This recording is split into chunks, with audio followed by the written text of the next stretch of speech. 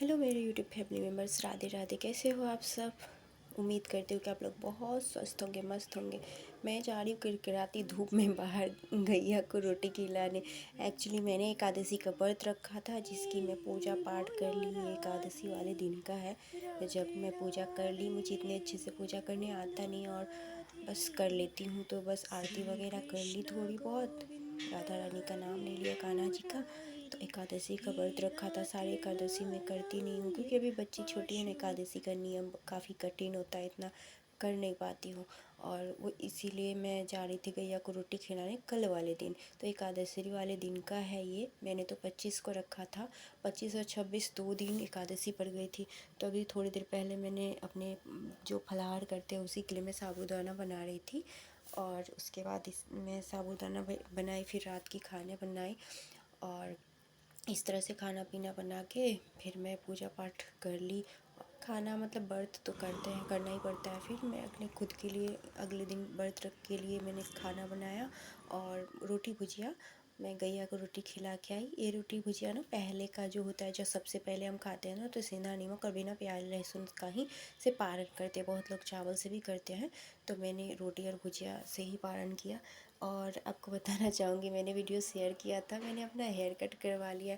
Reason ये है कि मेरे बाल आप देख रहे हो, काफ़ी मांग चौड़ी हो गई है। इतने बाल झड़ रहे हैं। मेरे बाल काफ़ी अच्छे थे, लेकिन धीरे धीरे धीरे झड़ते झड़ते ख़त्म हो गया, और इसलिए मुझे बहुत गुस्सा आ रहा था। हालांकि मैं अपने बालों का टेक केयर नहीं करती हूँ, इसे ही रीज़न है कि बाल झड़ते हैं। और आप सब भी नहीं कर पाते होंगे, क्योंकि जब फैमिली होता है, बच्चा होता है ना, तो इंसान कर ही नहीं पाता है कुछ अपने पे ध्यान।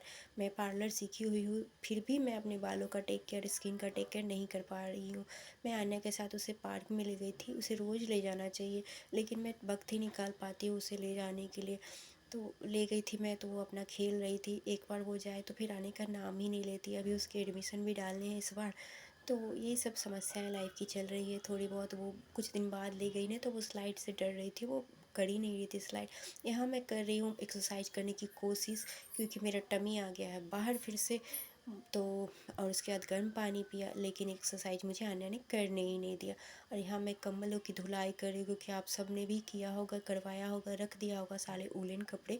तो ये जो कम्बल जो काफ़ी ज़्यादा हेवी नहीं है, वो सब मैं खुद ही धो लेती हूँ। मिडिल क्लास फैमिली को आप सब जानते ही हो कि चाहते हैं कि हर कुछ कर लें, ऊपर से हमारी बीमारी कभी हमारा साथ ही नहीं छोड़ती है। तो कंबल बहुत हेवी हो जाता है, लेकिन फिर भी मैं जैसे तैसे टूल के सहारे इस पे रख के, जब एक बार पानी निकल जाए ना, तो इसी रस्सी पे मैं डाल दूँगी। वो सूख गया, और बस उलन कपड़े फोल्ड कर कर के मोड़ मोड़ के सब को मैं तह लगाने की कोशिश करी। पूरा सामान बिखरा पड़ा है। ये कंबल जो मैंने धोई हूँ, ये स्वेटर वगैरह जो बड़े बड़े मोटे मोटे प्लास्टिक आते हैं ना, तो उसमें पैक करके मैं अच्छे से पिन लगा के, जो होते हैं ना स्टेपलर, करके रख देती हूँ। और अलमारी में से कपड़े निकाल रही हूँ, जो भी उलन है। मैं कितना कर लूँ, आपके साथ भी ऐसा होता है क्या, कि कितने भी ढूंढ ढूंढ के निकाल के जब पैक कर दूँ, लास्ट मोमेंट पे फिर नज़र आता है, अरे ये तो रह ही गया। तो इस तरह से देखिए, मैं इसे सील पैक कर दी हूँ। तो इस तरह से मैं इसे स्टेपल करके बेड के अंदर डाल दे रही होती हूँ। मेरे पास इतनी जगह नहीं होती कि मैं रखूँ कहाँ, समझ में नहीं आता है। और ये मैंने मंगाया था फ्लिपकार्ट से, बर्तन रखने का स्टैंड। काफ़ी अच्छा लगा मुझे। तो इस तरह से पानी भी है जो बाहर गिर जाएगी, तो मैंने ये मंगाया। देखिए धूप कितनी चिलचिला रही है। आना यहाँ मस्ती कर मेरे साथ। और आज फाइनली हस्बैंड जी के भरोसे पड़े पड़े पड़े मैंने सारे खुद ही बेड वेड खोले। मुझे 3-4 बज गए, लेकिन मैंने सारे पैक हुए, कब से पड़े हुए, लेकिन वो कर ही नहीं दे रहे मेरा काम, कि अंदर इसे बेड में डाल दूँ। बेड है ना, अकेले होता नहीं है। ऊपर से आन्या भी शैतानी करती है। मैंने उसे करीब आधे घंटे पौन घंटे बाथरूम में छोड़ दिया, क्योंकि वो खेलती है पानी के साथ, बीमार ना पड़ जाए इस बात का डर है।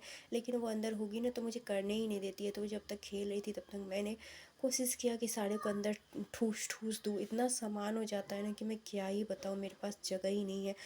कपड़े लेने का कोई लिमिट नहीं है, ले ही लेते हैं, हो ही नहीं पाता। इस तरह से साफ़ सफाई फिट किया मैंने। So thank you for watching guys.